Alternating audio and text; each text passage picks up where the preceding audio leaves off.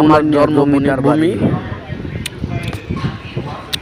এখানে যত বিয়ে শাদীর অনুষ্ঠান হতো এই মসজিদের সামনে একটা দিঘি, এই যে আমার ভিডিওতে আপনারা দেখতে পাচ্ছেন, সব সময় এই দিঘি থেকেই যাবতীয় পাক শাক করার এবং মেহমানদারি করার যত আসবাবপত্র, প্লেট পিরিচ হইতে শুরু করে সকল কিছু উত্তোলন করা হতো।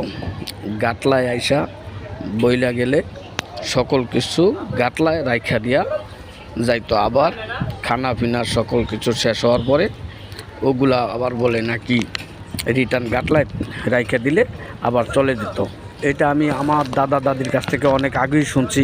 এখন আপনাদের কি মতামত কমেন্টে জানতে চাই।